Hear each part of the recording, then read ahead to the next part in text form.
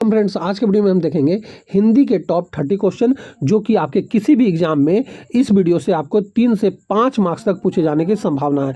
इसलिए जितना हो सके इस वीडियो को अपने दोस्तों में भी शेयर करें और हमारे चैनल से अब तक आप नहीं जुड़े हैं तो चैनल को सब्सक्राइब करके जुड़ जाएं ताकि आगे आने वाले वीडियो का नोटिफिकेशन आपको मिल सके। आज का हमारा पहला प्रश्न है, नयन शब्द का सही संधि विच्छेद क्या है? तो इसका सही संधि विच्छेद है ने जोड़ अन। इसका सही उत्तर हो जाएगा ने जोड़ अन, इसका सही संधि विच्छेद है। दोस्तों आप भी हमारे साथ आंसर करते चले और वीडियो के अंत में जरूर बताएं कि आपके कितने प्रश्न सही हो रहे हैं।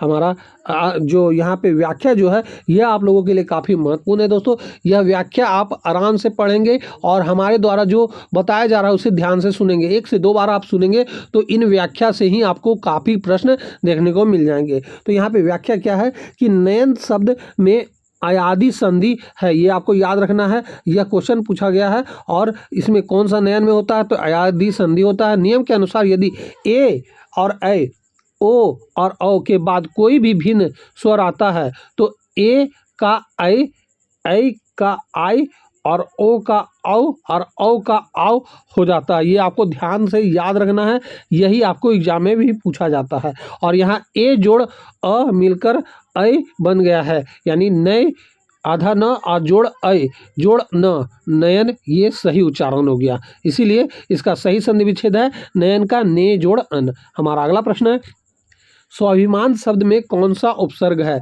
तो इसमें जो उपसर्ग है वह है स्व उपसर्ग। यहाँ पे आप व्याख्या में खुद से पढ़ लेंगे। स्व जोड़ अभिमान के योग से बना है स्वाभिमान। यहाँ स्व एक उपसर्ग है जिसका अर्थ होता है अपना या निजी, ये आपको याद रखना है, स्व उपसर्ग है इसमें। तैराक शब्द में प्रयुक्त प्रत्यय कौन सा है? तो इसमें जो प्रत्यय है आक प्रत्यय लगा हुआ है। तैराक शब्द में तैर में आक प्रत्यय जुड़ने से बना है। आक प्रत्यय कर्ता करने वाला का बोध कराता है, जैसे चालाक। हमारा अगला प्रश्न है, निम्नलिखित में से तद्भव शब्द की पहचान कीजिए। तो यहाँ तद्भव शब्द है जीव। जीव जो है यहाँ तद्भव शब्द है जिसका तत्सम रूप जीवा होता है। हस्त का हाथ होता है, दुग्ध का दूध होता है और मयूर का मोर होता है तत्सम शब्द। ये आपको याद रखना है, ये क्वेश्चन 100% एग्जाम में पूछा जाएगा। हमारा अगला प्रश्न है, शायद आज वर्षा हो वाक्य में कौन सा काल है? तो इसमें जो काल है संभाव्य भविष्यत काल है। यहाँ पे जब भविष्य में किसी कार्य के होने की संभावना या आशा व्यक्त की जाती है तो उसे संभाव्य या भविष्य काल कहते हैं। शायद संभव है, हो सकता है जैसे शब्द इसकी पहचान है। ये आपको याद रखना। व्याख्या आपको काफ़ी प्रश्नों को डिटेल में कर दे रहा है और इससे आप काफ़ी अच्छे से समझ सकते हैं। हमारा अगला प्रश्न है, विद्वान शब्द का स्त्रीलिंग रूप क्या है? तो इसका स्त्रीलिंग रूप है विदुषी। यहाँ पे विद्वान एक पुल्लिंग शब्द है, ये आपको याद रखना है, जिसका अर्थ है ज्ञानी पुरुष। इसका स्त्रीलिंग रूप विदुषी होता है जिसका अर्थ होता है ज्ञानी स्त्री। मोहन की गाय चरती है। यहाँ पे वाक्य में कौन सा कारक है? तो इसमें संबंधक कारक है। यहाँ पे आप देखेंगे संबंध कारक, विभक्ति चिन्ह का, के, की, रा, रे, री होता है। इसको आप याद रखेंगे, यही आपको संबंध कारक के संबंध में पूछा जाएगा। निम्न में से कौन संबंध कारण का चिन्ह नहीं है? तो ये सभी हैं, बाकी आप इसके अतिरिक्त कोई भी आएगा वो नहीं होगा। एक संज्ञा या सर्वनाम का दूसरा संज्ञा या सर्वनाम से संबंध बताता है। यहाँ मोहन की का संबंध गाय से बताया जा रहा है, इसलिए यह संबंध कारक है। हमारा अगला प्रश्न है, सरस्वती का पर्यायवाची शब्द है। तो इसका पर्यायवाची शब्द होता है गिरा। यहाँ पे देखेंगे व्याख्या में, गिरा शब्द सरस्वती का पर्यायवाची है। सरस्वती के अन्य पर्यायवाची शब्द हैं शारदा, बीना पानी, वाग्देवी, भारती, पद्मा और कमला लक्ष्मी के तथा शैलेजा पार्वती के पर्यायवाची शब्द हैं। ये आपको याद रखना है, यह भी क्वेश्चन में एग्जाम में पूछा जा सकता है। हमारा अगला प्रश्न है, संक्षेप का विलोम शब्द क्या है? तो इसका विलोम शब्द है विस्तार। यहाँ पे व्याख्या में देखेंगे, संक्षेप का अर्थ है किसी बात को छोटा या सार रूप में कहना। इसका विपरार्थक शब्द विस्तार है जिसका अर्थ होता है फैलाकर या विवरण सहित कहना। हमारा अगला प्रश्न है, जो पहले कभी ना हुआ हो वाक्यांश के लिए एक शब्द है। तो इसका एक शब्द है अभूतपूर्व। यहाँ पे देखेंगे व्याख्या में, ऐसी घटना या बात जो पहले कभी ना हुई हो उसे अभूतपूर्व कहा जाता है। हमारा अगला प्रश्न है, टेढ़ी खीर होना मुहावरे का सही अर्थ है। तो इसका सही अर्थ होता है कठिन कार्य होना। यहाँ पे व्याख्या में देखेंगे, जब कोई काम बहुत मुश्किल या जटिल होता है तो उसे टेढ़ी खीर कहा जाता है। हमारा अगला प्रश्न है, निम्नलिखित में से अशुद्ध शब्द कौन सा है? तो यहाँ पे अशुद्ध शब्द कौन सा है? तो यहाँ पूजनीय जो है यह अशुद्ध है, और बाकी सभी कवित्री ऐसे ही लिखा जाता है। ज्योत्सना इसी तरह लिखा जाता है, उज्ज्वल इसी तरह। ये आपको याद रखना है और यही एग्जाम में पूछा जाता है। ये जो है अशुद्ध शब्द है और अशुद्ध शब्द लिखने के लिए कहा जाता है, इसलिए इसको आपको याद रखना है और ये ही आपके एग्जाम में 100% पूछा जाएगा। हमारा यहाँ व्याख्या में देखिएगा, पूजनीय एक अशुद्ध है, जब इसका शुद्ध रूप होता है यहाँ पे पूजनीय इस प्रकार लिखा गया, ये आपको याद रखना है। हमारा अगला प्रश्न है, मैं तुम वह वाक्य रचना की दृष्टि से सही क्रम क्या है? तो इसका सही क्रम है तुम वह मैं। ये आपको याद रखना है, ये सही क्रम एग्जाम में पूछा जाता है। वाक्य व्याख्या में देखेंगे, सामान्य वाक्यों में सर्वनामों का सही क्रम दूसरा पुरुष फिर मध्यम पुरुष में दूसरा पुरुष फिर मध्यम पुरुष में आता है तुम आप, फिर तीसरा पुरुष में आता है अन्य पुरुष वह वे, और अंत में पहला पुरुष आता है उत्तम पुरुष मैं हम। अतः तुम वह और मैं सही क्रम होगा, ये आपको याद रखना है और यह व्याख्या आपके लिए काफ़ी इम्पोर्टेंट होने वाला है एग्जाम के लिए। हमारा अगला प्रश्न है, वह कुल्हाड़ी से वृक्ष काटता है, इसका वाक्य में से किस कारक की विभक्ति है? तो इसमें करण कारक का विभक्ति है। यहाँ पे व्याख्या में देखेंगे, करण कारक का चिन्ह से या के द्वारा होता है, ये आपको याद रखना। करण कारक का विभक्ति क्या होता है? से या के द्वारा होता है, और यह क्रिया के साधन का बोध कराता है। यहाँ वृक्ष काटने का साधन कुल्हाड़ी है, इसीलिए यह करण कारक है। हमारा अगला प्रश्न है, घोड़ा दौड़ रहा है, इस वाक्य में क्रिया है, तो इसमें जो क्रिया है वह है अकर्मक क्रिया। यहाँ पे व्याख्या में देखेंगे, दौड़ना क्रिया को कर्म की आवश्यकता नहीं होती है, क्रिया का फल सीधे कर्ता घोड़ा पर पड़ रहा है, अतः यह अकर्मक क्रिया। ये आपको याद रखना है। अकर्मक क्रिया सकर्मक क्रिया से आपके एग्जाम में जरूर एक प्रश्न पूछा जाएगा, इसलिए इसको अच्छे से याद कर लेना है। आप सर्वनाम का प्रयोग किस वचन में होता है? तो इसमें बहुवचन में होता है।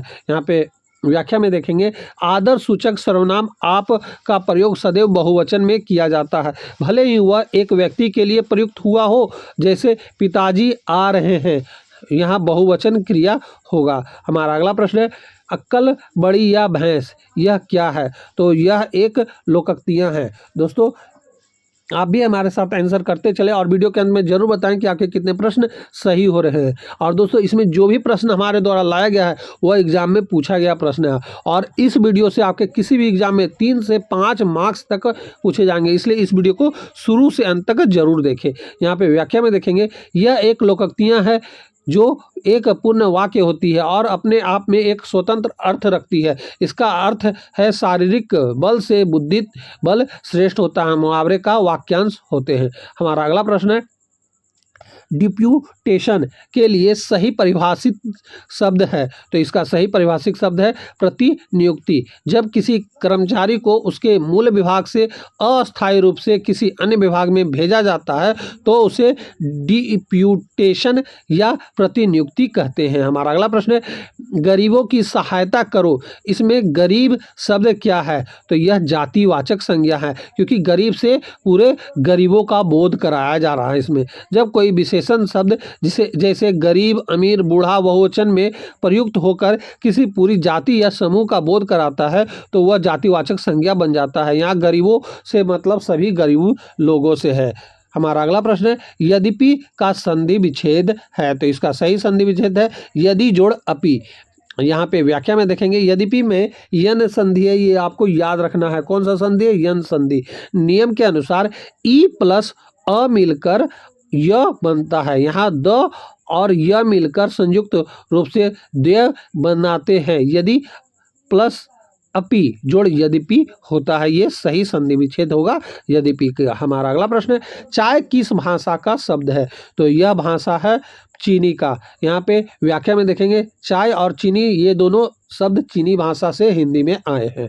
हमारा अगला प्रश्न है, मधुर विशेषण से बनी भाववाचक संज्ञा है। तो यह है माधुर्य और मधुरता, ये दोनों हैं। यहाँ पे व्याख्या में देखेंगे, मधुर शब्द में यह प्रत्यय लगाकर माधुर्य और ता प्रत्यय लगाकर मधुरता भाववाचक संज्ञा बनाई जा सकती है। दोनों ही सही है। हमारा अगला प्रश्न है, ऊंट के मुंह में जीरा लोकोक्तियां का सही अर्थ है। तो इसका सही अर्थ है बहुत अधिक खाने वाले को बहुत कम देना। दोस्तों यह क्वेश्चन 100% आपके एग्जाम में पूछा जाएगा, इसलिए इसे आप याद रखेंगे। हमारा यहाँ व्याख्या में देखेंगे, इस लोकोक्तियां का सटीक अर्थ है कि जहाँ आवश्यकता बहुत अधिक हो वहाँ बहुत थोड़ा या नगण्य वस्तु देना। हमारा अगला प्रश्न है, अगम का विलोम शब्द है। तो इसका विलोम शब्द है सुगम। यहाँ पे व्याख्या में देखेंगे, अगम का अर्थ है जहाँ पहुँचा ना जा सके, इसका विलोम सुगम है जिसका अर्थ है जहाँ आसानी से पहुँचा जा सके। दुर्गम का अर्थ है जहाँ कठिनाई से पहुँचा जा सके। यह अगम का समानार्थी है। हमारा अगला प्रश्न है, पत्थर का पर्यायवाची नहीं है। तो यहाँ पे पत्थर का पर्यायवाची शब्द उरग नहीं है, बाकी सभी जो है पत्थर का पर्यायवाची शब्द है। पाहन, उपल और प्रस्तर ये सभी पत्थर का पर्यायवाची शब्द है। उरग जो है यह किसका पर्यायवाची शब्द है? तो उरग का अर्थ है छाती के बल चलने वाला अर्थात सांप। पाहन, उपल और प्रस्तर पत्थर के पर्यायवाची शब्द है। तो सांप का पर्यायवाची शब्द होता है उरग, ये आपको याद रखना है। हमारा अगला प्रश्न है, अधिसूचना के लिए अंग्रेजी का सही शब्द है। तो यह है नोटिफिकेशन। हमारा जो यहाँ पे व्याख्या में देखेंगे, सरकारी गजट में प्रकाशित होने वाले आधिकारिक सूचना को नोटिफिकेशन या अधिसूचना कहते हैं। हमारा अगला प्रश्न है, किस वाक्य में सकर्मक क्रिया है? तो यहाँ सकर्मक क्रिया के बारे में पूछा जा रहा है। तो सीता गाना गाती है, यहाँ पे सकर्मक क्रिया है। यहाँ व्याख्या में देखेंगे आप, क्या या किसको से प्रश्न करने या पर यदि उत्तर मिले तो क्रिया सकर्मक होती है। ये आपको लाइन हमेशा सकर्मक क्रिया के बारे में बताएगी, ये आपको याद रखना है। क्या गाती है? तो उत्तर मिलता है गाना। ये कर्म, अन्य वाक्यों में कर्म नहीं है, इसलिए इसमें सकर्मक क्रिया है। हमारा अगला प्रश्न है, बहिन शब्द का बहुवचन रूप है। तो इसका रूप है बहने। व्याख्या में देखेंगे, बहन या बहिन का सही बहुवचन रूप बहने होता है। बहनों का प्रयोग संबोधक कारक में किया जाता है, जैसे बहनों कृपया ध्यान दे, यहाँ पे हो जाएगा। हमारा अगला प्रश्न है, शुद्ध वाक्य का चयन करें। तो यहाँ पे भवदीय जो है शुद्ध है, बाकी सभी गलत है। यहाँ पे देखेंगे व्याख्या में, भवदीय का अर्थ है कि आपका होता है, इसीलिए आपका और भवदीय का एक साथ प्रयोग गलत है। पत्र में के अंत में पुरुष के लिए भवदीय और स्त्री के लिए भवदिया लिखा जाता है, ये आपको याद रखना है और यह भी हो सकता है एग्जाम में पूछा जाएगा। दिए गए विकल्पों में सबसे शुद्ध सी ही है। हमारा अगला प्रश्न है और इस वीडियो का आखिरी प्रश्न है, प्रत्येक शब्द में कौन सा उपसर्ग होता है? तो इसमें जो उपसर्ग है वह है प्रति। यहाँ व्याख्या में देखेंगे, प्रत्येक शब्द का संधि विच्छेद प्रति जोड़ एक होता है, यन संधि होता है इसमें, ये आपको याद रखना है। इसमें प्रति उपसर्ग है जिसका अर्थ होता है हर एक। दोस्तों यहीं पे हमारा यह वीडियो समाप्त होता है। आपके 30 प्रश्न में से हिंदी के कितने प्रश्न सही हो रहे हैं आप हमें कमेंट करके जरूर बताएंगे। अब हम आपसे मिलेंगे अगली वीडियो में अगले टॉपिक के साथ। तब तक के लिए जय हिंद, वंदे मातरम।